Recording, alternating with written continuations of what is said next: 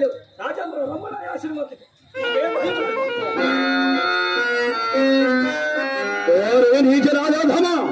ఈ విశ్వామిత్రుని శాపమును కూడా తృణప్రాముగా పరిగణించి నిష్క్రమించింది రా నీచ రాజాధమ.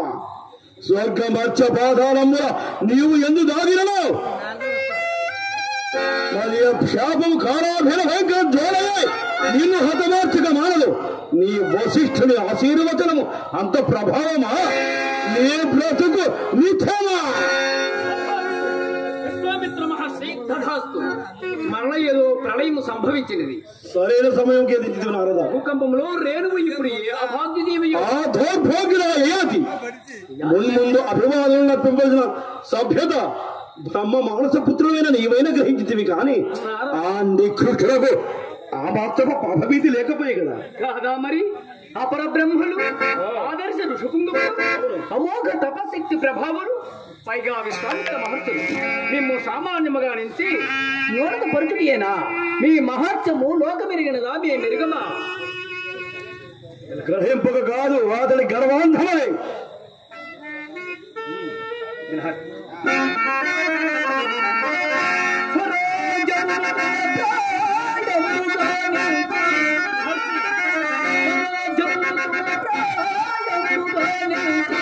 వనభూమి ఘనతతో భావము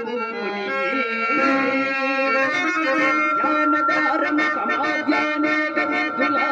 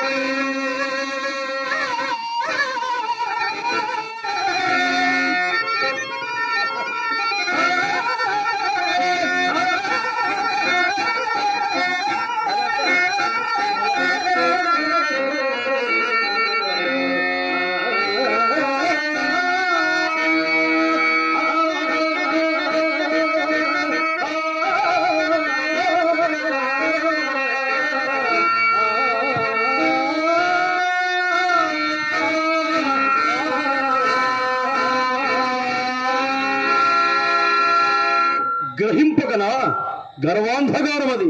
మరి దానికేదైనా శాపం ఆలోచించుకురా. రామరాజ్యమే కానుండు అది నువ్వు చెవిని వేసుకొని పోయేదను. రామరాజ్యమైన అరచేతనుండా ఈ శుష్క న్యాయస్థానముల అవస్థ నాకేలా? శ్రీరాముడు మీ శిష్యకోటలోని వాడే కదా. అవును. అయినను అతడు ఆశ్రిత పక్షపాతి. అవును, సందేహం ఉంది. నా ధర్మ సందేహం అది కాదు.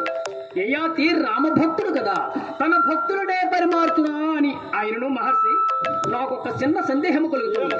మరి చెప్పినా కోపగించరు కదా, అలాగైనా మరి చెప్పేదను. మరి మీరు వాంఛించినది ఆ యయాతికి మరణశిక్ష కాదు కదా? ఏమది కాకేమి వాడికి అదే సరైన శిక్ష.